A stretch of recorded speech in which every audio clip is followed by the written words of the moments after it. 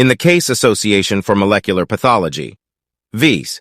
Myriad Genetics, Inc., the Supreme Court looked at the validity of gene patents owned by Myriad Genetics. These gene patents cover isolated DNA sequences and ways to diagnose cancer by looking for mutated DNA sequences. The issue before the Supreme Court was whether or not Myriad Genetics could own patents on certain genes that are linked to cancer.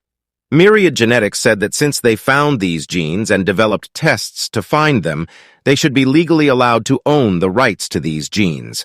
The Supreme Court ruled that Myriad Genetics could not legally own the genes themselves because they are naturally present in the body. It's the same as saying you found a new species of leaf on a tree, and now you own that tree because you discovered the new leaf. However, the judge did rule that Myriad Genetics could own a version of the genes known as cDNA, which is made in a lab and does not occur naturally in the environment.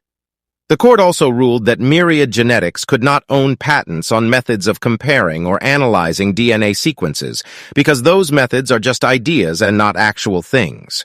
However, the company could still protect those methods using other forms of intellectual property law, such as trade secrets or copyrights. Even though the court decided that Myriad Genetics could own a version of these genes called cDNA because it's not naturally occurring and has a different structure than regular DNA, it did not say anything about whether a person who has been injected with mRNA and gained a new function could be owned by the company that owns the mRNA patent. This is a very different issue and is much more complicated.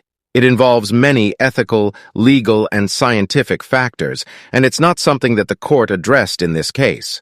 So, it's important to understand that just because a company has a patent on a particular genetic material does not mean that they can own a person or any biological function that is the result of using that material. The court's ruling only applies to the patentability of cDNA, not living organisms or biological functions.